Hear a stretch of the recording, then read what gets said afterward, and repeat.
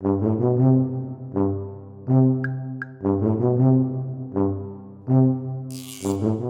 back to Talking Shit, where we are talking all sorts of shit. Schitt's Creek, that is. Today we are talking about Season 4, Episode 5, Rest in Peace, Moira Rose.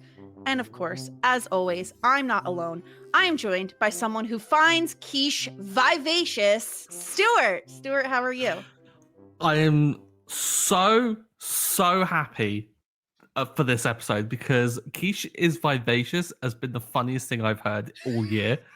Admittedly, it's only the 20th of January when we're recording this, but I think it will probably stay with me for the rest of the year. I was on the floor laughing my ass off so much at that stupid quote. And the rest of the episode, there was like good, funny things otherwise, but that hit me for some reason. I don't know why. Yeah. If any of our listeners are also listeners of the Crying Laughing podcast, you'll know why I found the quiche conversation particularly hilarious. Go check out their podcast because they had a very funny conversation surrounding quiche. But Stuart, today we're not alone. We are joined by a very special Canadian guest. We love having Canadians on this podcast. And she hath risen! Grace Leader. Grace, how are you? Good. Reports of my death have been greatly exaggerated. I'm here in my Podunk Motel. I'm so excited to have you here, Grace. This episode, you picked a good one. You picked a great one. I picked it solely on the name alone. You gave me a list of episodes, and I said, I will take R.I.P. Moira, please, for 500. Yes. Before we get started, don't forget to subscribe. Talking Shit everywhere on YouTube at Talking Shit. We're up to 144 subscribers, people. And you know what that means? We're nearly up to 150, which means we'd only be 50 away from 200, which means we'll do something exciting, still undetermined as to what that will be. Maybe impressions, maybe accents, definitely not waterboarding. It's going to be something fun. So keep subscribing. We appreciate it.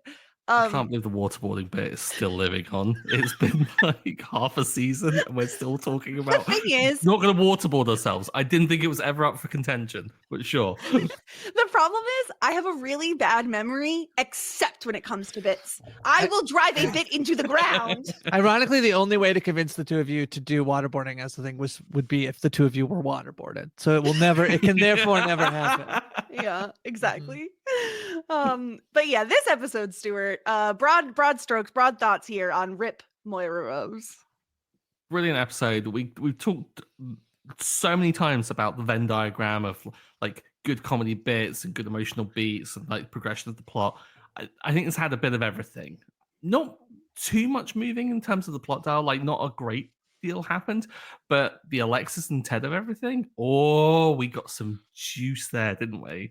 Yeah. Oh, yeah. It was there's some spice, there's some emotional beats, and I feel like the crown jewel of hysterical moments it has to be Moira, right, Grace? Like just reveling in the thought of her death and what everyone would say about it if she died. It's incredible.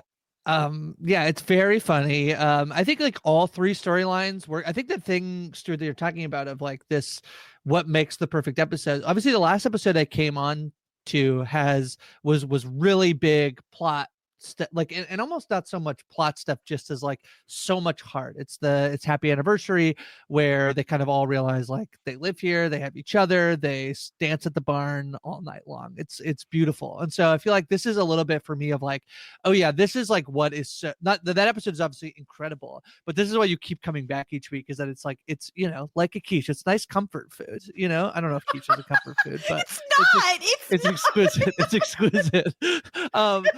But it's very, very funny all the way through, and then just right at the end it's like, secretly we got you, like there's like, we're gonna like get you with all this like very heartwarming like stuff right here at the end. We're gonna sneak it in.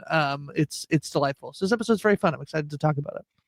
Yeah, let's get into a little bit of a quick recap here on what happened. Moira is alarmed to discover an online rumor claiming she has died. Initially mortified, she becomes increasingly amused and even flattered by the outpouring of attention and sympathy from fans and community members alike. Unfortunately, by the time she's dressed and ready for the lone reporter at the motel, they have moved on to another celebrity death as a tiny kitten got stomped on by a giraffe, as Moira likes to say. Meanwhile, Roland asks Johnny to be the godfather of his upcoming baby. After seeing how Roland treats his body and worrying that he and Jocelyn actually might die, leaving him to raise said baby, Johnny approaches Jocelyn to let her down easy.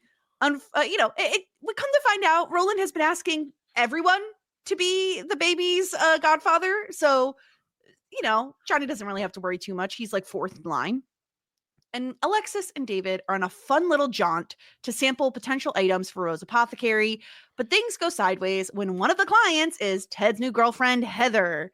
Alexis is extremely uncomfortable, but manages to pull herself together to secure David exclusivity on Heather's delicious goat cheese, because she's an absolute legend, Stuart. I am so happy that we've seen Business Alexis come back again and save a deal for David. It seems to be like the thing she was born to do, right? Like, why is she not CEO of sales or whatever it was title that she was going to suggest? Because she should be. She seems to be getting him all the business in the world and like getting all the money. She's really good at this. Yeah, I love that, because like you're right, this is the second time we've seen Business Alexis, and she does the same kind of thing she does the first time at Blouse Bar, not Blouse House, where she just repeats what David says. It's like to raise brand awareness, but she's really good with people, Grace. Like, underrated. She's excellent with people. Yeah, I mean, she is really good with people. It's actually the thing that like sort of like, how much there really was anything there in terms of like her calling the vet's office to talk to Ted, but she basically is able. What I really think is like is beautiful about this moment is it's this heartbreaking revelation of like, oh yeah, you were like, I owe you one because you're the one who sent all my messages along to Ted, which I perceive to be like business emails, like about her animals, not necessarily like, I love Ted. But she basically takes this moment where she could take it as like this like kind of heartbreaking moment and utilizes it for good and saves the business deal. I love Alexis this episode. Like, I think it's the way Annie Murphy plays her, right? Like, when they're in the car leaving on their way back, and he asks like, "Oh, you're in love with Ted, aren't you?" And she goes, "Yeah." And then like there's a beat, and then she just goes, "Mm-hmm." Like, that extra "mm-hmm" is so sad and so heartbreaking. And it's just, you could see how uncomfortable she is with the entire situation.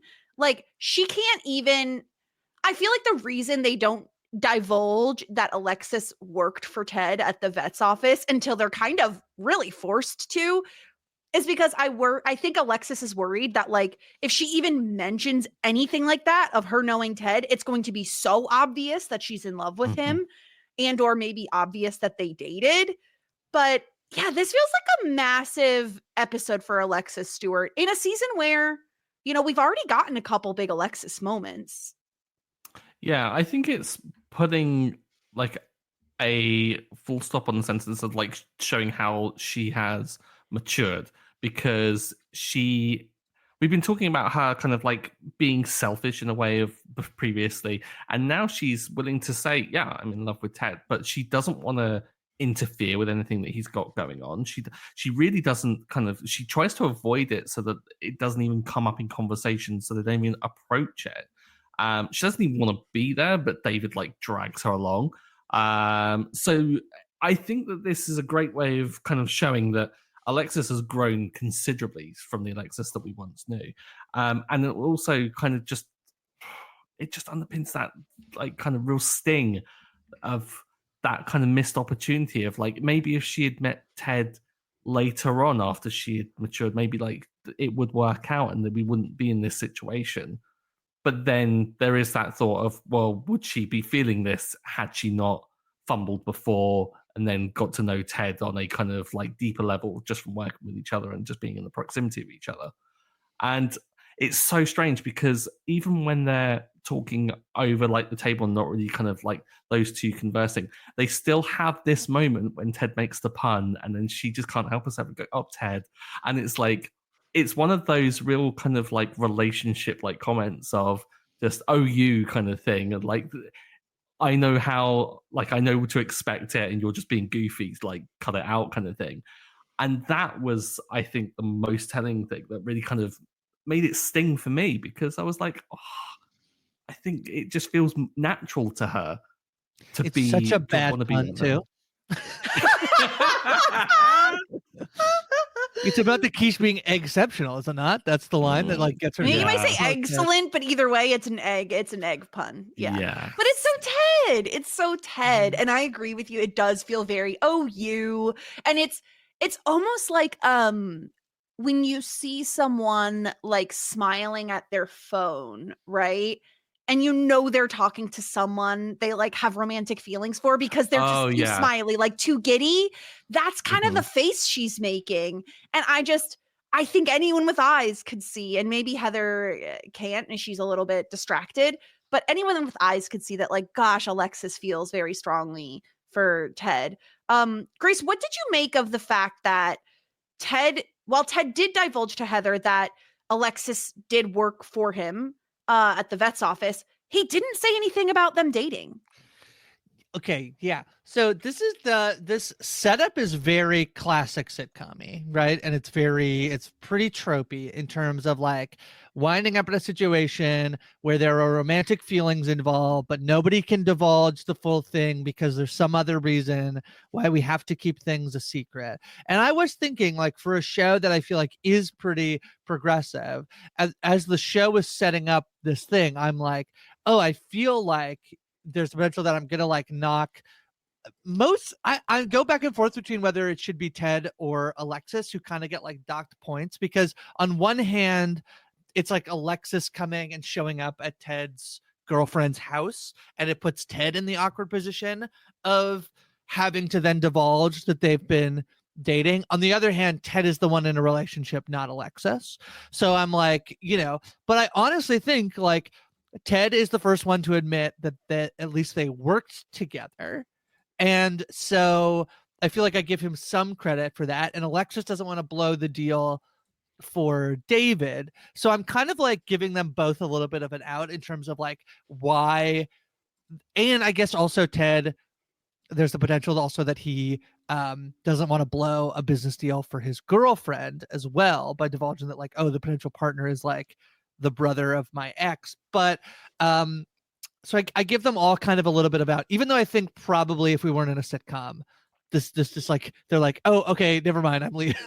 I'm leaving and it doesn't happen. But of course you have to play into like the scene and the how funny it is, and how kind of like sweet it is that like, because we don't really, right, sure, I'm sure she has great goat cheese, we don't really care about Rachel in this situation at all. So yeah, I think I lay the blame at Ted's feet. I think if you're the partner, it's your job to be like, this is my ex. Now granted, you could say that in a way of like, we dated a long time ago, we've since worked together, like everything is fine. I do think I lay the blame at Ted. I don't know. Especially because, I mean, let's face it. Okay, so we know Ted is like his late 20s, right? That's what we've kind of like surmised, or we're guessing he's late 20s. Mm-hmm. She's in her 40s. If she can't be okay with like, selling her goods to her boyfriend's ex-girlfriend's brother, like, get more mature, Heather. Get more mature, Heather. Come on now. I keep calling her Rachel. Rachel. Maybe I keep making. She looks like a Rachel. This is how little she. She looks like a Rachel. She also sounds like my old dental hygienist in a way that I can't unhear. Oh, I have a dental hygienist story, Jess, and I was like, don't forget to do it. So I went to the dentist for the first time in a long time recently, Jess, and I love it. They put the TV in front of you and like, what do you want to watch? And my dental hygienist, she just puts on nature shows, and I'm the kind of person who's like, yeah, whatever. You just like, whatever. It's whatever's on, it's on. My dentist, I had to go for a filling, and she had on the first time I went for my checkup appointment for the filling, she had on Hot Frosty, and I was like, this is great. We will watch. No, she didn't have Hot Frosty on. Yeah, she had Hot Frosty on. The second time I went in for my filling, it was Schitt's Creek. And they said, do you want to change it? I said, no, I love Schitt's Creek. This is great. You can watch it. She goes, great. I love this show. And as she was doing my filling, every time she'd do my filling, she'd like be clearly watching. she'd like, now what she's really feeling. Let me correct it. Now what she's really feeling. Wow, she'd be like, oh, I need this item from the intelligence. She'd get it, and she'd be watching it, and she'd clearly be distracted by the television above and be like, that show's great. And then would go back to doing my feeling, and I just couldn't help but think, but I was coming back on talking shit. I couldn't help but thinking, but like, this is the greatest show. It even prevents my dentist from being able to finish my work at a time I meant. Not really. She's lovely, but it was very funny. So I have a dentist story about outrageous. Yeah, that's how much we love it in Canada. If by the smallest odds they are listening to this right now, we need to hear, because that would be ridiculous. So yeah, I would love that. Yeah, that's incredible. Good. You know what? Your dentist has incredible taste. I know. I agree. Which is very funny. Okay, so Alexis and David, the only other thing I really wanted to point out is that I can't, the nom nom for us, David. It's everything. Like, nom nom for us. It's like, the way he schooled her for it in the car, and then she says it again later, then like kind of trails off at the end, and she realizes how goofy it sounds in front of Ted because she gets embarrassed. Alexis is very good. You said like whether or not she was actually going to come along. David does offer her 2 outs. First of all, you could walk back to town. She goes, David, that's a 15-minute walk. And then the other one is that she can stay in the car with the windows down, which she is not going to do. So, she's not a baby, you know, sir, you're definitely supposed to leave in the car with the windows down. True. That's true. I didn't even think about that. Definitely. You're not allowed to leave a baby in the car no matter what. I don't care if you leave the windows down or if you have one of those Teslas that have air control. Don't stop it. Yeah, I love Alexis's nom nom for us. And what does she say? Those farm witches? They're Mennonites. The Mennonites. Who David was left with. It's I believe in season 1, right? Yeah. In the farm field. Yeah. Now they're making yummy peanut butter treats. So yeah, let's talk Johnny and Roland. Let's leave Moira for last. So I wish I could say Roland didn't do things to irritate me this episode, but like truly he's been on a roll lately, a Roland. He just keeps doing things. Like literally the first scene we see with him, he's sitting at the front desk and he's eating this like cinnamon roll, not even on a plate. Like it's just on the counter. I don't understand this. Like, Grace, please make it make sense to me why this is acceptable. No, Roland, there's a lot of eating faux pas this episode in the diner as well when they're having a meal. No, Roland's that continues to be, I think, probably still my least favorite part of the show. But, you know, we all have to live with Roland, the shits included. It's immersive Schitt's Creek, you know? They too have to suffer from Roland. We will too. Do we have to though? Really? Like, because this is the thing. I'm usually on board with some of Roland's shenanigans, and I like it when he is a doofus because it is funny. But the eating faux pas in this episode were outrageous. I have a thing. I can't stand it when people chew with their mouth open. Oh, me neither. The worst with doing that and then just coughing without covering his mouth. Like post-pandemic, no, thank you. Like cut that out completely. But even before, I'm like, no, that's just the worst.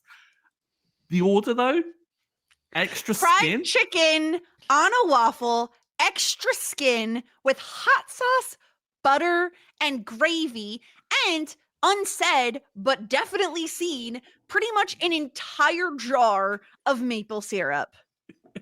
And this is where my Canadian question comes in, Grace. I'm not sure if you have any thoughts on this or if you noticed anything while watching, but I was like, that maple syrup looks so thin. And I don't know if that's a Canadian thing and like our maple syrup is thicker for whatever reason, but I feel like it didn't have enough viscosity to it.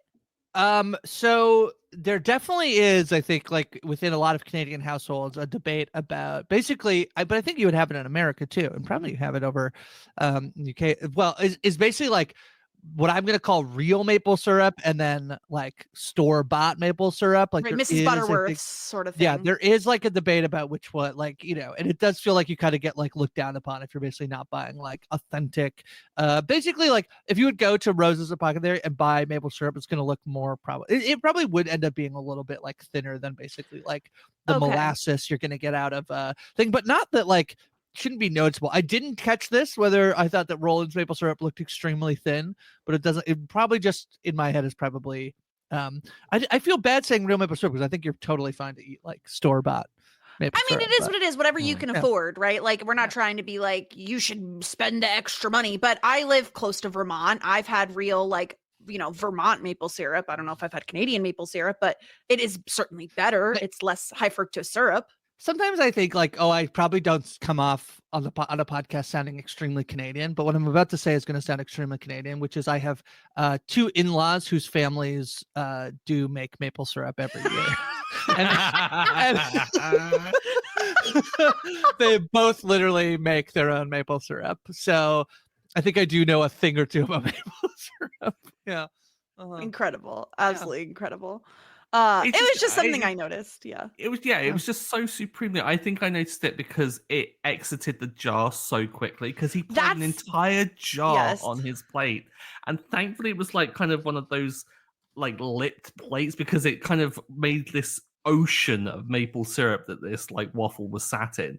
It was so wet. Like, well, I wonder if that's it's funny because I think that there's 2 bits you could do, which is one could be let's watch the I have the clip pulled up, so this is ordering. Where's my gravy, Twyla? I wonder if there's a deleted scene though. Look, that's pretty thin maple syrup. It is coming out real quick. And maybe they did it on purpose because they're like, we're going to need this guy to pour the entire jar on the plate. So we have to make it happen quickly. Well, yeah, in a show where like this was like a network sitcom, so it doesn't mostly have to fit the like time constraints of network TV. Yeah. But you would think that if they were like making this in the streaming era, that like the funnier bit is dumping the whole jar of maple syrup, but it's the slow molassesly maple syrup.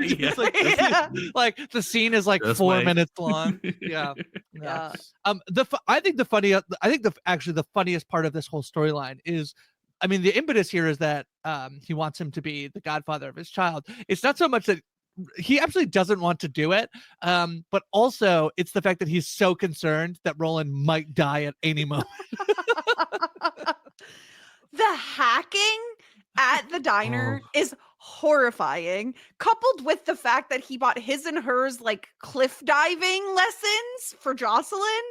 Like, I think the thing is, Johnny needs to remember the only situation in which the godparent is really, I guess, taking the child and raising it is if both of them die. So if Roland dies, like, he's fine. There's still Jocelyn. And I guess that's where the cliff diving lessons come into play, right? Because presumably we know Jocelyn loves a Dorito casserole, but I don't think she's scarfing down extra chicken skin on the daily, Stuart. No, but would she be, jumping off a cliff because her love for Roland is that deep that she can't go on without him? Because we know that she does love him so dearly. Like, is that potentially a possibility? Probably not. She seems like she's got a solid head on her shoulders. But do you want to be responsible for Roland's kid in any way? No, never. Exactly. Nothing with Roland's DNA do I want to be responsible for. No. But also, if Roland dies, then you only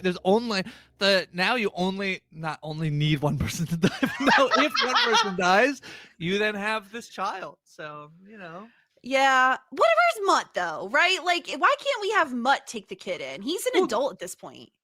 That is true, but also on the Mutt of it all, when Jocelyn was getting a little bit judgy towards Johnny about the whole parenting thing, I was like, did you not raise Look Mutt? in a mirror. Your child sucks. Like, actually sucks. David and Alexis at least are charming. Mutt has nothing. He has hair and abs. Good for him. Come on now. He's got Tallahassee. But also, we haven't talked about Roland's absolute worst defense in this episode, which is that he's asked multiple people to be the godfather of his child. I don't think that is that. You don't think it's bad. that bad? I think that's common sense because I mean, like, just like if you're worried about like the contingency of 2 parents, then obviously like one goes and it brings the numbers down. What happens if the godparent goes? You need a backup. And what's better than one thank backup? God you've said this, Stuart. Would you like to be the godfather of my unborn child? I'm building the list. You got to put the feelers out, right? You got to get backups on backups. I don't hear Stuart saying yes. I don't hear it. Stuart? How do I leave? How do I leave here? The quiche is vivacious. No, I think that's the one redeeming, and he's not even in the scene. Like Roland moment is when Jocelyn says, "I think he just, he wants to make sure our bases are covered. Like he just wants our kid to be like loved and taken care of," and that is very sweet. Because in my head, the reason he's asking so many people was so that he could do a Marlon Brando Godfather impression. Like truly. Yeah. It could have been it. I forgot about that impression for a moment. Yeah, that's his worst offense in this whole thing. That and also thinking that it was in Casino. Yeah, that's so funny. Yeah, Roland is just, Jocelyn, your first two were no walk in the park. And he's like, "Oh, they're good kids. You had a lot of help." Okay, Jocelyn. All right. Like, I know I was going to give Jocelyn some kudos, but I forgot that she insults their parenting. Yeah. Because I feel like she's very self-aware when it's just like, "Oh, he asked you to be the Godfather." Like, that's good self-awareness of Jocelyn to know. That's the part I don't understand is the line between Jocelyn can be so self-aware and then also have moments where it's like, "Oh, but you're in love with Roland." It's wild to me. But it's just her weakness. It's her kryptonite. Yeah. Did you notice, Stuart, what they happened to be eating in the scene between Johnny and Jocelyn? What they were snacking on? What they were snacking on? They were snacking on scones.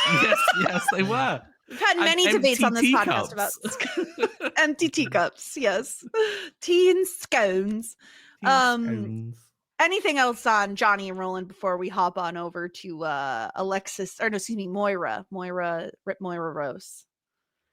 All right, let's talk about Moira because she's really going through it. She's presumed dead. We don't know what the cause of death was reported on the internet, but everyone thinks she's dead. And it takes 3 seconds maybe for Moira to really be like leaning all in on the Moira is dead of it all. I love Grace. I love the moment when she is standing in the doorway listening to the Jazzagals cry and be upset at her death. And then she hath risen. It's so good. I love this because I feel like the whole scene of her. I think my favorite line of the episode is her asking how many vans there are, and Stevie saying just one, unless they all do their news together. Which she's joking, and Moira goes, "Oh, Stevie, no." Stevie couldn't possibly understand how news scrums work. I think it's my favorite line of the episode. But I just, they've moved away for a long time, as they'll say at the end of the episode, like they're not going to return any of this stuff. This is the first time any of them have contacted them. I think this is actually very, very sweet in Moira Rose way of her getting her flowers literally and figuratively over the course but of one pink carnations. I know, but pink carnations can. Stuart, she prints what reporters have said about her and hands it out to Jessica. On that like old school printer paper that's got like the dots that you tear off on the sides as well, like proper business paper, because of like where else is she going to do it?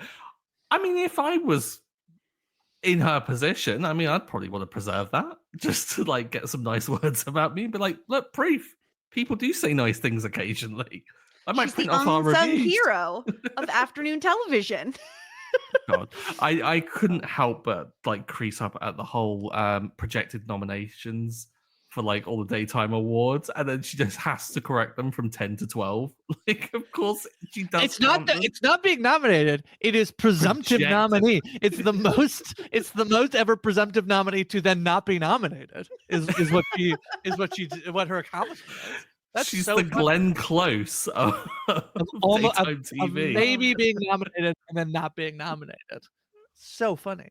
I love it. And she's just so up on it. Like, theoretically, what do we think we'd be saying right now if I had died? Like, she just wants the compliments and flattery that accompany someone dying, where it's like you wax poetically about them. You never say anything negative.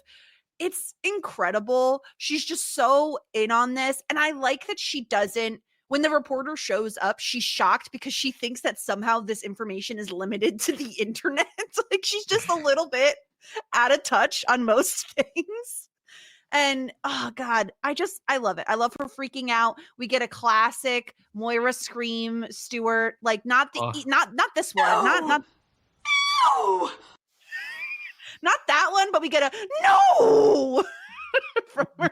Funny to me. Like I got a feeling like when she first did it, they were like, okay, we're writing more of those into future scenes. Jess, how'd you get my ringtone? That's my. I thought I got a message. I got a text message. So ridiculous. It is so I love it so much. I love it, and I love that we get a little bit more of Stevie and Moira, an underrated pairing.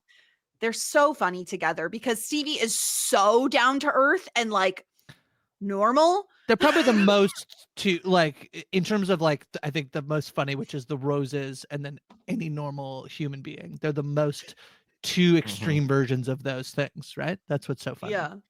Yeah, like Stevie is so dry with it, and then Moira takes it seriously. And then tries to like almost gaslight her a little bit with just like, oh no, like you said, it was just like that dynamic is never not going to be funny. And like with David, it's funny because obviously like David picks up on Stevie mocking him, but Moira is just so above it that she doesn't even notice it, which is brilliant. Yeah. So there is a weird thing. So, I began writing for some online publications. There is a weird thing where, we all know this, but it's a little bit surreal that obituaries often get written for people, especially people who maybe are older, before they die. And do you think any of us will ever come to a moment where we're famous enough, where an obituary gets written about us before we die? What a weird thing about our society that it's like we must pre-write the obituary, just in case. Gotta be first to post it. You can't. Heaven forbid you wait an hour to write something. Yeah, gotta be first. I now wonder, like, I think it would be funny if ChatGPT had the ability to like comb the internet and see what's on there about me, and then ask it to write an obituary for me. Yeah, and see what it comes up with. This was also like, I feel like a little bit before 2018, but this is a real thing of like the constant, like the way in which news about a celebrity dying that was fake could happen so quickly. Like it would be like, yeah, this person died. And you're like, oh my God, this person, when you see, and then I feel like I have trauma from seeing people trend on Twitter. And I'm like, oh my God, they must have died. And then it's just like, no, they're in a new movie. You're like, oh, thank God, oh, thank God Denzel Washington is okay. Yeah. I asked ChatGPT. Yeah, amazing. Okay, great. You did not. I did, and it's so wrong. So my prompt was, can you write an obituary about Jessica Sterling, the podcaster? Because that's pretty much all I'd be on the internet known as, and there's many Jessica Sterlings. This is the only prompt I could think. And it is so funny. It is with profound sadness that we announce the passing of Jessica Sterling, a cherished podcaster, friend, and mentor. Jessica was a co-host of several beloved podcasts, including Schitt Happens, a Boy Meets World podcast. That's not the name of the podcast. Amazing. And post-show recaps, where her humor, insight, and passion touch the wow. lives of countless listeners around the globe. Wow. Oh, look at that. I'm a fierce advocate for mental health awareness and community building. Can I just I've just Incredible. prompt up a new one in ChatGPT. It's a little long, but can I just here is one in the voice of Moira Rose. Yes, please. It's with the most grievous of hearts and insurmountable sense of loss that we bid adieu to our beloved Jess Sterling, a paragon of vocal splendor and the unparalleled doyen of podcasting discourse. That's your in the voice of Moira Rose obituary. Yeah. It's so good. It's so good. Oh my gosh, that's incredible. Oh, well, yeah. I love the Stevie Moira dynamic, and them trying to like figure out what she's gonna wear, and her talking about, no, what, that's why I'm in this podunk motel. There was a cult. You brainwashed me. And Stevie saying, couldn't someone else brainwash you? Does it have to be me? The truth serum as well. Like, why does Moira think that truth serums are real things? I mean, it's in D&D, so that's Yeah, real. D&D is I not guess. real life, Jess. I mean, it could be real life. So then Moira gets dressed in this outfit, which we'll talk about in our Wig Watch segment. And unfortunately, the solo reporter has left because he is going to cover the death of beloved internet kitten Cuppy, who is friends with a giraffe, and the giraffe stepped on it. I That's the end of the episode. I love Moira's response of, well, of course he did. Well, of course he did. It's ridiculous. And Stevie does try to make it like, there's so many moments, Grace, throughout this episode that Stevie tries to say to Moira, so many people are going to be happy to hear that you're alive. Yeah. But she needs to make it a moment. She's a moment where she can spin what has been happening, that she's not dead. Yeah. It's so good. I love Moira so much. Anything else on this episode before we dive into some listener feedback we got? Most of that I fully agreed with their take on keeping all the stuff that they were sent. If you're sent perishables, you don't return them. Like, I don't care even if they go to the wrong person. You keep them and you gorge on them. It looked like they were sent some really good stuff as well. Also, how are you going to return them? Like, usually someone's reaching out to like a florist. Like, you're going to bring it back to the florist? Yeah. Like, no, come on. The money's gone. Just keep it. Exactly. And plus, like they said, this is the first they've heard of from these people, like, since they've been where they've been. So, yeah, they're absolutely owed it. The cost of arranging everything to be returned would be enormous on top of that as well. The secondary fact of nobody had reached out until they thought she was dead. So yeah. Which also is true that they also seemingly know that she does live at that motel. Yes. Yeah. That's the worst. Everyone knows. Yeah, everyone knows. All right, let's get into some listener feedback. First, I did reach out to my co-host on the podcast, Schitt 90 Shows Taught Me, not Shit Happens, about a Boy Meets World podcast, which we haven't covered in years. That's okay. Sarah Humphrey, and I asked her, because she has very strong opinions on flowers. And I said, what do you think of someone sending pink carnations as a funereal flower or something you send when someone has a loss? And she said, cringe face, maybe as a filler flower. Filler flower. Yeah. A filler flower. Yeah. In my opinion, carnations are not anything you should give an adult person. Like, carnations are like, I'm in high school and I have a crush on somebody and it's Valentine's Day. I will give them a pink carnation. Like, not me Googling carnations because I have no idea. You don't? What? Do you have them over there? I mean, I'm sure we have flowers, so I'm sure we must have them. But yeah, I'm like, okay, they look okay, I guess. They're just cheap. That's just cheap. No, I just don't understand why there is etiquette around what flowers you can and can't send for occasions. They're like, because we live in a stupid society. Yeah. Society does. Aren't they? I feel like carnations are often the ones that get like, that's what you'd wear to like prom, like, right? Isn't it like as that's a what I'm saying, Grace? Yeah, like a boutonniere. Yeah. Mm-hmm. Yeah, they're cheapy. We also got an email from Shannon. Hi, Jess and Stuart. Just wanted to let you know that Stuart is not the last person to watch Schitt's Creek. Someone posted a picture of Dan Levy as David in one of my Facebook groups that has nothing to do with Schitt's Creek or TV and asked, I see this guy and all his crazy facial expressions posted everywhere. What show is he on? The comments were, of course, flooded with people saying he's from Schitt's Creek and that the poster should definitely watch it since it's the best show ever. I commented with a recommendation to listen to your podcast. That's so sweet, Shannon. Hey. So I hope at least a few people take my advice. Now that you're into season 4, your episodes are better than ever, and I really enjoy hearing Stuart's takes on each new to him episode. Best wishes and warmest regards, Shannon. That's so kind. Wonderful. I do have a question, though. Was it a dentistry Facebook group? Maybe we can make that connection that way. Yeah. I would love that. Yeah, she kept looking at the TV, be like, "Who is this crazy guy? What show is he on?" Look at these facial expressions. We also got an email from Lauren. Firstly, I can confirm that freezing bras was in fact a slumber party prank among millennial girls. I'll admit I tried it once in middle school, but I don't think the victim even realized. She only mentioned how cold her bra was the next morning. Wow. At least I never resorted to Sharpie face art. On a different note, I wanted to express how much I love this episode. It was truly fantastic. So this is last week's episode. Moira's green wig, the hilarious cold open, Dan Levy's superb acting, a glimpse of Roland's softer side, and all those heartwarming Moira and Alexis moments. It's wonderful to see how far their relationship has progressed since that awkward lunch a few seasons ago. Chef's kiss. Love the podcast and keep up the great work. XOXO, Lauren. Thank you so much, Amazing. Lauren. That's incredible. Did you ever write on anyone's face in Sharpie, Stuart?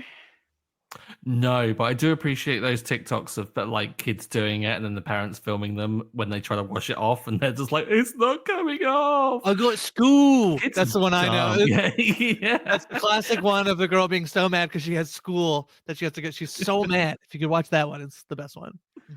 Oh my god! I don't think I ever drew on someone's face in Sharpie. That would be so much like that. It's not coming off. No, that's horrible. I still don't really get the freezing broth. Like it's just supposed to make your boobs cold. Like what? I don't. Okay. Anyway, I never did it, and I don't think I ever will at this point in my life. Wait, that's a prank? I've been doing it wrong. Yeah. Store my bras in there. I read the wrong transition guides. You know, it's like.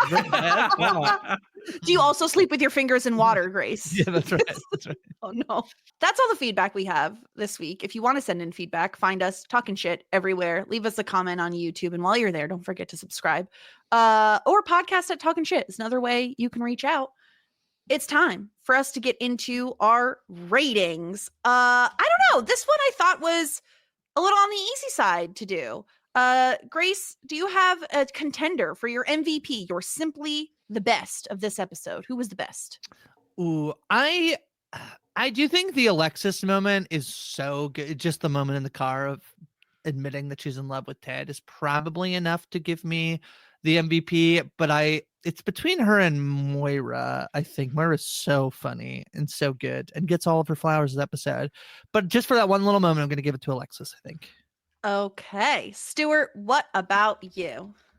Yeah, there's always a kind of pull back the curtain and kind of try and work out why you give someone their MVP points. Is it because they were supremely entertaining? Is it because they were really funny? Or are they just doing a good thing? Like, do you want to give it to them because they're like a good person this time around and everyone else is being awful? And so it feels a little bit weird to like say Alexis to me because it's kind of like she has a bad episode. It's not a great episode for her. Like she feels bad after it. But I think I'm going to give it to her for much the same reasons has been said this entire show, is that it's a really important episode for her. And I think it really kind of like finalizes that, yeah, she's certainly grown. And so I think it's an important episode for her. So I think she deserves it for that. Yeah, I so badly want to give it to Moira because she's so over the top in the most Moira way possible. But you can't ignore the character progression of Alexis in this episode. Moira's going to be so mad when she finds out she didn't get MVP episode in the episode title called R.I.P. Moira. She almost died, guys. But yeah, Alexis, on top of that, I think her selflessness in getting David the exclusivity deal with the goat cheese, I think is like that's really big of her. That goes a long way. So yeah, I also will give it to Alexis this week. Alexis, even though you had a tough week, you're simply the best to us. Let's talk disgruntled pelican points. I feel like it's no surprise. Roland, you're nasty. Cover your mouth when you cough. Okay? Use a plate when you're eating a cinnamon roll. I don't feel like these are big asks. I guess they are, but like, my guy, if you're gonna eat such a disgusting meal, at least cover your mouth when you cough. I love a crumbly pastry, Jess, and you gotta have a plate or at least a napkin. You know, you gotta you gotta catch the crumbs. And because these are presumably these are the cinnamon rolls that Johnny is getting from what's his name? What's his name, Stuart? Do you remember Ivan? That they're in the lobby of the motel, which means they have to have either plates and or napkins sat next to them so that a person could take one. And he just ignored all of that. It is a podunk motel, you know. But he didn't even guarantee, finish it. You know? It's pretty much the whole thing is there. Just have you watched television though? People don't eat the food that's in front of them. They're like, when they sit down for a breakfast, they're like, gotta go. and there's a full say like that. continental breakfast in front of them. What I did notice, though, is that the milkshake that Roland was drinking was going up and down all the way through those scenes of where they were editing it. So Chris Elliott was definitely like drinking that down mid-scene, which probably because he's trying to like hack up chicken skin and like make a bit out of it, but inexcusable. Continuity must have been furious with him. My disgruntled pelican point is going to Roland, obviously. Sure. Stuart, what about you? Who do you think? I mean, it's going to be Roland, but I won't lie. I did consider Ted for the briefest moment Because of the excellent pun. No, I thought that was. I thought that was all right. I'm not gonna lie. I love a Ted pun. The cheesier the better. And that wasn't an unintended quiche pun. But he should have spoken up. He should have said, "Oh yeah, that's my ex that worked for me," kind of thing. He should have said it to make it less awkward, and should have been mature about that. And I think there's a reason why he didn't. For which maybe if the way I project things going might happen, I might give him MVPs for down the line. But for now, he was in contention for that. But doesn't even compare to anything that Roland did. Roland is the absolute fucking worst in this episode. I'm so angry with him. What about you, Grace? I will give it to Roland. I feel like one thing we haven't really said this episode is that I'm going to give it to Roland, but I'm going to give the slightest bit of knockoff for actual to Johnny, who this is like we don't like Roland, but we don't have to be. We don't have a relationship with Roland. We don't have to do any. And Johnny, this man is asking you to be the godfather of his child, and I know we find it out, but maybe like figure out a way to like I guess he is trying, but just some. I'm still giving my point to Roland, but some Johnny, they all have growing to do still. Oh. Imagine going after Johnny like that. Who would do that? No one on this podcast, surely. Definitely Everyone would loves never do Johnny. that. No, but it's the same well, thing as what happened with the funeral with Bob. He was like, you given the kind of like invitation. Yeah, okay, it comes a bit left field, but like if someone offers you that and is very kind of earnest with it, don't be quite so rude about it, dude. I love when he's like, it makes me think about what would happen if something were to happen to Jocelyn and I. He's like, this is a heavy conversation for like 8 a.m, Roland. I'm with him on that. It's true. All right. All right. Well, those are our ratings. Us all completely in lockstep here this week. Let's talk Wig Watch because, oh boy, we not only have an incredible wig to discuss, we have an incredible entire outfit to discuss. This is iconic, Stuart. I love this look.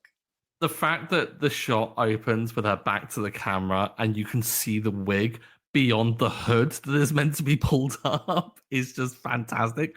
It's huge. The curls. What is going on with this? But I think the thing that makes it just so good is when she's like kind of psyching herself up, walks towards the door, and then just like puts on that smile. Funniest thing, I saved the GIF from earlier because I'm like, I'm gonna rewatch it a million times. It makes me laugh every single time. Yeah. She walks outside to nobody too. That's the best part. And then the run to the office. Yeah. The massive shoes and the train. I love when she gets done talking to Stevie and she just like whips the train around and she's like, it's nice to get dressed up for dinner. But it kind of thuds as it hits the ground because it's so heavy, like the pleather kind of like situation going on. It's like, poof.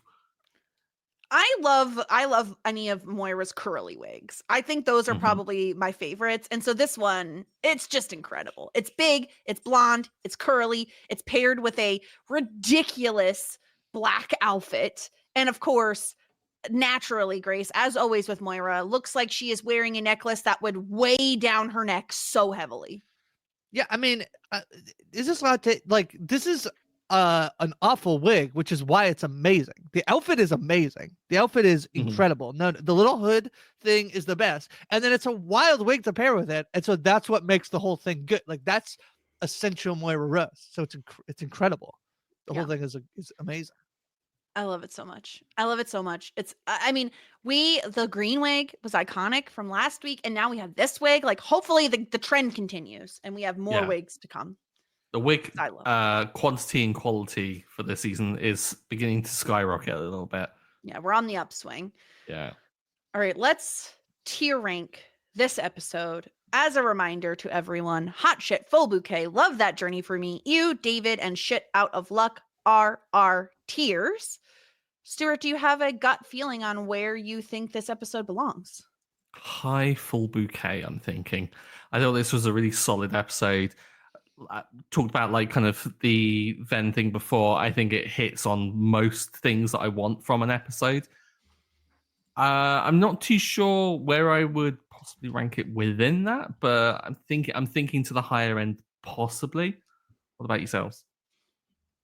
Yeah, Grace, what about you? Where do you think this belongs? See, this is harder for me because I'm not rewatching as much as you folks are, so it's just mostly gut instinct. That like my instinct was full bouquet, and I actually wonder whether like it's really hard to remember like in terms of these season episodes just how good they are.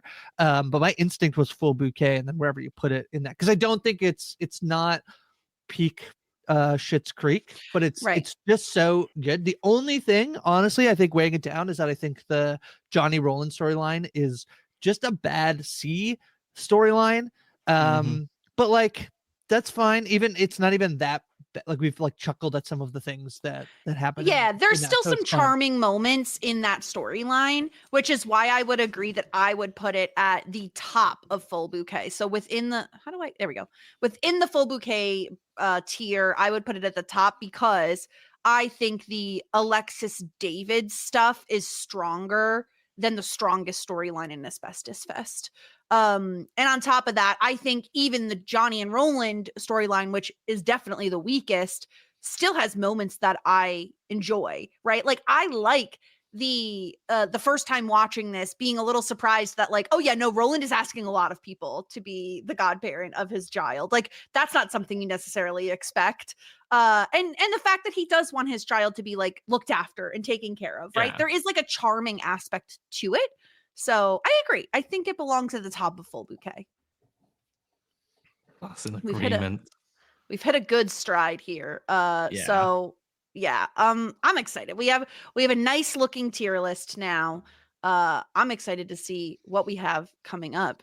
Stuart, next week's episode is titled Season 4, Episode 6, Open Mic.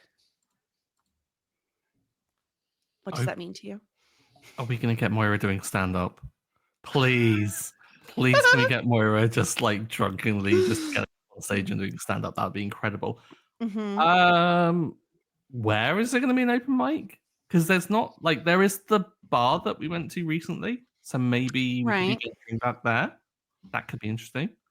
Maybe it's like an open. Oh, maybe it's karaoke. Okay. I could love that as well. Yeah. Okay. I want it to be stand up.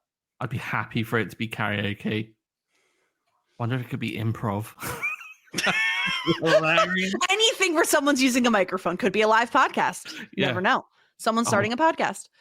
It's not like hot mic. I will say I picked this episode, but that one is an all-timer. Just so you know, you're in for a good one. So, you know, okay. This one, and unsurprisingly, I think to everyone listening, we do have a guest. Yeah. Another incredible Canadian, Dr. Melissa, will be joining us on the podcast. She has had this episode picked out, I don't know, a year. How long has the podcast been going on? Yeah, I can imagine that in the same way that I did that I pegged a happy anniversary, which like meant that I put in a request and it was like the end of season 2. We're gonna come on. I completely I think I was like, how did I not request that episode? And I look back and it's crossed out on the options of lists that I have because somebody beat me to it, which is totally fair.